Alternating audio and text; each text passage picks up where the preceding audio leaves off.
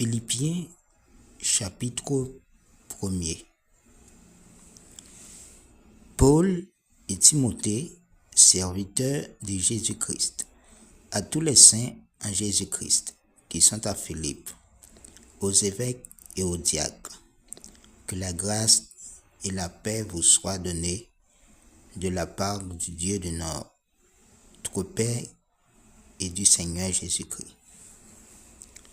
Je rends grâce à mon Dieu de tous les souvenirs que je garde de vous, ne cessant dans toutes mes prières pour vous tous, de manifester ma joie au sujet de la part que vous prenez à l'Évangile depuis le premier jour jusqu'à maintenant.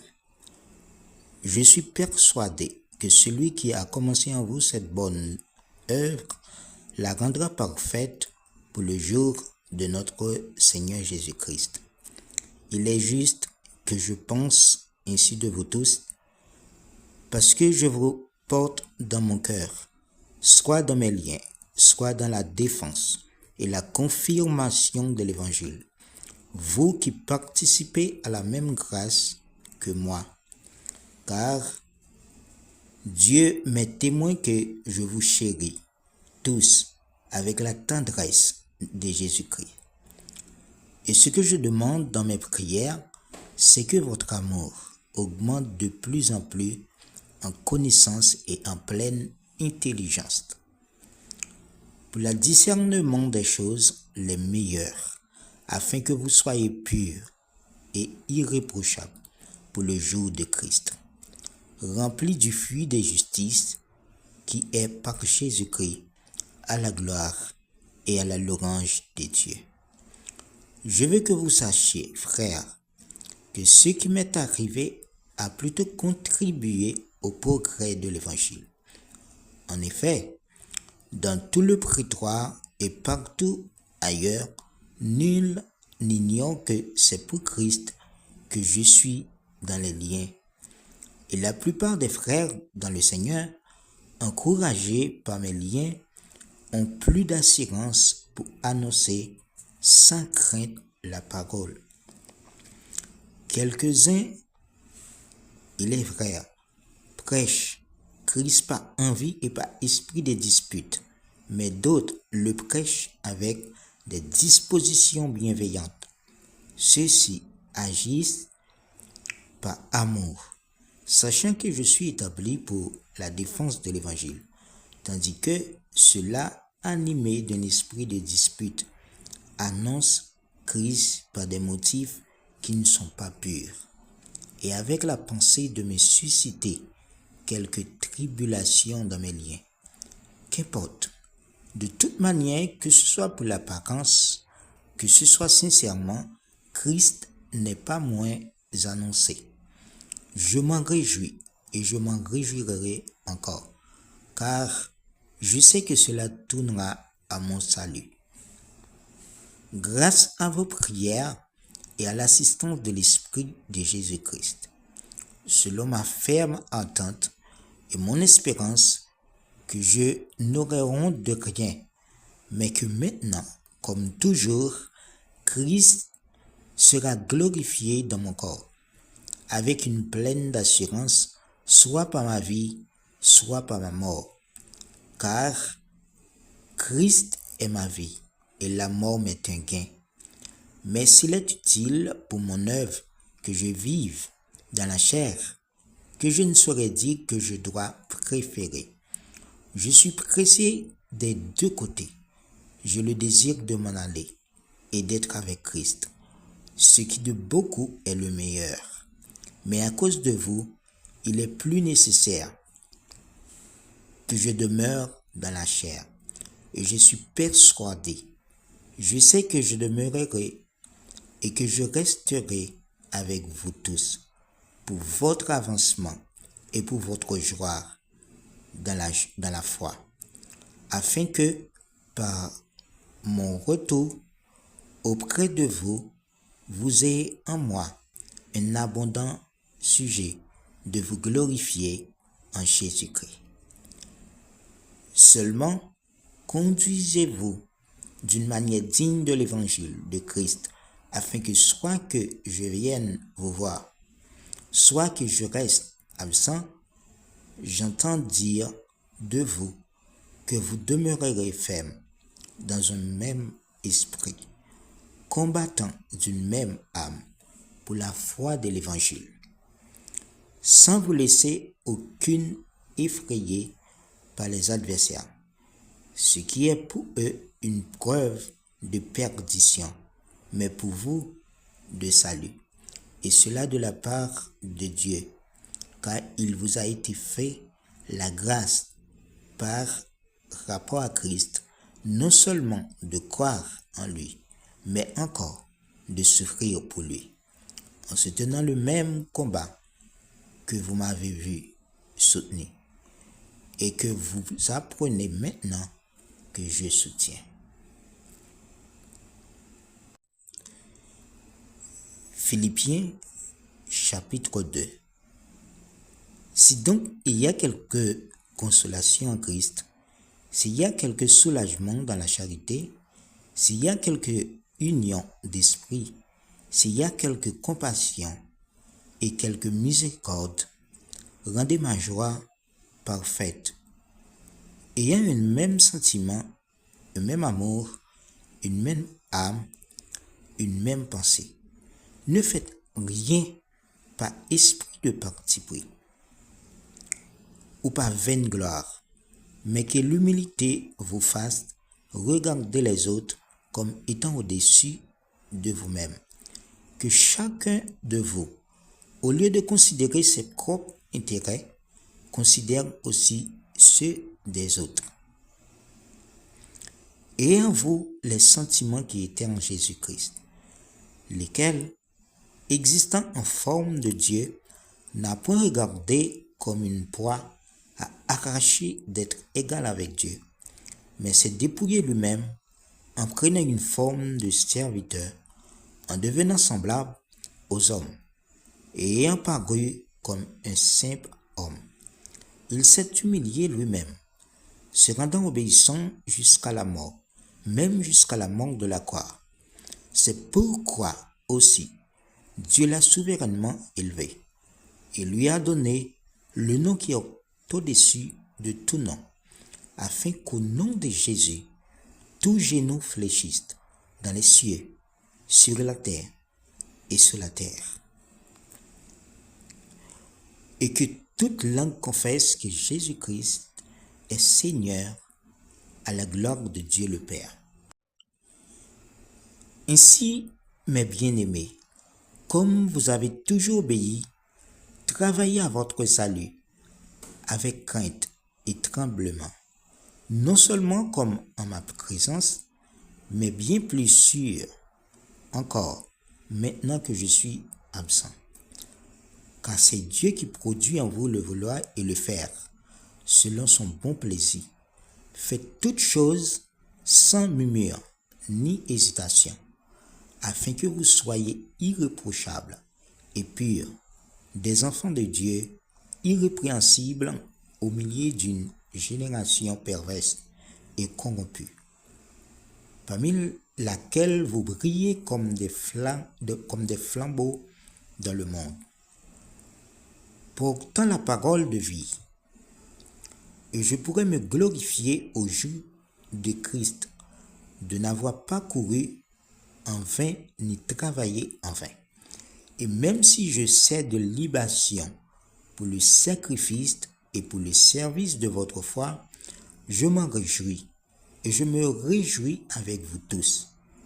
Vous aussi, réjouissez-vous de même et réjouissez-vous avec moi. J'espère dans le Seigneur, Jésus vous envoie bientôt Timothée, afin d'être encouragé moi-même en apprenant ce qui vous concerne. Car je n'ai personne ici qui partage mes sentiments pour prendre sincèrement à cœur votre situation. Tous, en effet, cherchant leurs propres intérêts, et non ceux de Jésus-Christ. Vous savez qu'il a été mis à l'épreuve en se consacrant au service de l'Évangile avec moi, comme un enfant avec son père. J'espère donc vous l'envoyer dès que j'apercevrai l'issue de l'état où je suis. Et j'ai cette confiance dans le Seigneur que moi-même aussi j'irai bientôt. J'ai estimé nécessaire de vous envoyer dans mon frère Épaphrodite, mon compagnon d'œuvre et de combat, par qui vous m'avez fait parvenir de quoi pourvoir mes besoins, car il désirait vous voir tous, et il était mort en peine de ce que vous aviez appris sa maladie. Il a été malade, en effet, et tout près de la mort, mais Dieu a eu pitié de lui, et non seulement de lui, mais aussi de moi, afin que je n'eusse pas tristesse sur tristesse. Je l'ai donc envoyé avec d'autant plus d'empressement, afin que vous vous réjouissiez de le revoir et que je sois moi-même moins triste. Recevez-le donc dans le Seigneur avec une joie entière et l'honorez de tels hommes, car c'est pour l'œuvre de Christ qu'il a été près de la mort, ayant exposé sa vie afin de suppléer à votre absence dans le service que vous me rendiez. Philippiens chapitre 3. Au reste, mes frères, réjouissez-vous dans le Seigneur. Je ne me lasse point de vous écrire les mêmes choses, et pour vous cela est salutaire. Prenez garde aux chiens, prenez garde aux mauvais ouvriers, prenez garde aux faux circoncis, car les circoncis, c'est nous, qui rendons à Dieu notre culte par l'Esprit de Dieu, qui nous glorifions en Jésus-Christ, et qui ne mettons point notre confiance à la chair. Moi aussi, cependant, j'aurais sujet de mettre ma confiance en la chair. Si quelque autre croit pouvoir se confier en la chair, je ne le puis bien davantage. Moi, circoncis, le 8e jour, de la race d'Israël, de la tribu de Benjamin, hébreu né hébreu, quant à la loi pharisien, quant aux zèles persécuteurs de l'Église, irréprochable à l'égard de la justice de la loi. Mais ces choses qui étaient pour moi des gains, je les ai regardées comme une perte à cause de Christ. Et même je regarde toutes choses comme une perte à cause de l'excellence de la connaissance de Jésus-Christ, mon Seigneur, pour lesquels j'ai renoncé à tous. Je renonçais à tout, et je les regarde comme de la boue afin de gagner Christ, et d'être trouvé en lui, non avec ma justice, celle qui vient de la loi, mais avec celle qui s'obtient par la foi en Jésus-Christ. La justice qui vient de Dieu par la foi, afin de connaître Christ et la puissance de sa résurrection et la communion de ses souffrances, en devenant conforme à lui dans sa mort pour parvenir, si je puis, à la résurrection d'entre les morts, ce n'est pas que j'ai déjà remporté le prix ou que j'ai déjà atteint la perfection, mais je cours pour tâcher de la saisir par Jésus-Christ. Frère, je ne pense pas l'avoir saisie, mais je fais une chose, oubliant ce qui est en arrière et me portant vers ce qui est en avant. Je cours vers le but pour remporter le prix dans la vocation céleste de Dieu en Jésus-Christ. Nous tous donc qui sommes parfaits, ayant cette même pensée. Et si vous êtes en quelque point de notre avis, Dieu vous éclairera aussi là-dessus. Seulement, au point où nous sommes parvenus, marchons de même pas. Soyez tous mes imitateurs, frères, et portez les regards sur ceux qui marchent selon le modèle que vous avez en nous. Car il y en a plusieurs qui marchent en ennemis de la croix de Christ. Je vous en ai souvent parlé et j'en parle maintenant encore en pleurant. Leur fin sera la perdition. Ils ont pour Dieu leur ventre. Ils mettent leur gloire dans ce qui fait leur honte. Ils ne pensent qu'aux choses de la terre. Mais notre cité à nous est dans les cieux, d'où nous attendons aussi comme Sauveur le Seigneur Jésus-Christ, qui transformera le corps de notre humiliation en le rendant semblable au corps de sa gloire par le pouvoir qu'il a de s'assujettir toutes choses. Philippiens chapitre 4. J'exhorte Évodie et j'exhorte Syntyche à être de même sentiment dans le Seigneur. Et toi aussi, fidèle collègue, oui, je te prie de les aider. Elles qui ont combattu pour l'évangile avec moi et avec Clément et mes autres compagnons d'œuvre, dont les noms sont dans le livre de la vie. Réjouissez-vous toujours dans le Seigneur. Et je le répète, réjouissez-vous, que votre douceur soit connue de tous les hommes. Le Seigneur est proche. Ne vous inquiétez de rien, mais en toute chose, faites connaître vos besoins à Dieu par des prières et des supplications avec des actions de grâce. Et la paix de Dieu qui surpasse toute l'intelligence gardera vos cœurs et vos pensées en Jésus-Christ. Au reste, frères, que tout ce qui est vrai, tout ce qui est honorable, tout ce qui est juste, tout ce qui est pur, tout ce qui est aimable, tout ce qui mérite l'approbation, tout ce qui est vertueux et digne de louange, soit l'objet de vos pensées. Ce que vous avez appris, reçu et entendu de moi, et ce que vous avez vu en moi, pratiquez-le, et le Dieu de paix sera avec vous.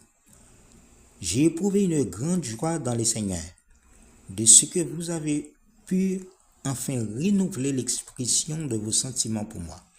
Vous y pensiez bien, mais l'occasion vous manquait. Ce n'est pas en vue de mes besoins que j'ai dit cela, car j'ai appris à être content de l'état où je me trouve. Je sais vivre dans l'humiliation et je sais vivre dans l'abondance.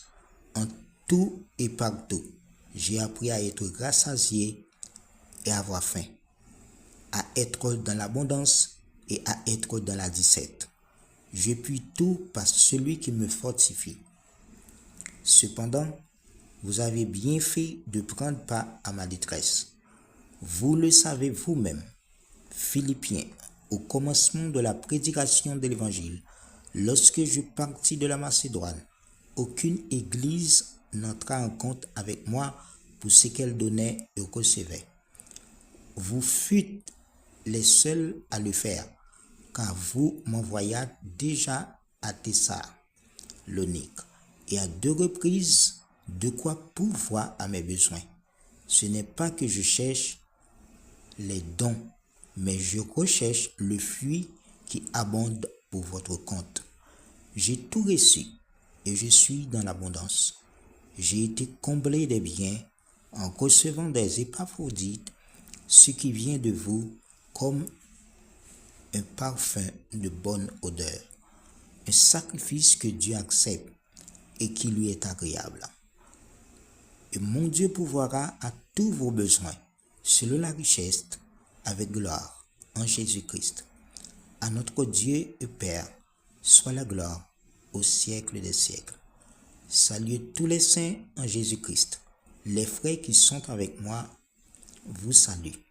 Tous les saints vous saluent, et principalement ceux de la maison de César. Que la grâce du Seigneur Jésus-Christ soit avec votre esprit.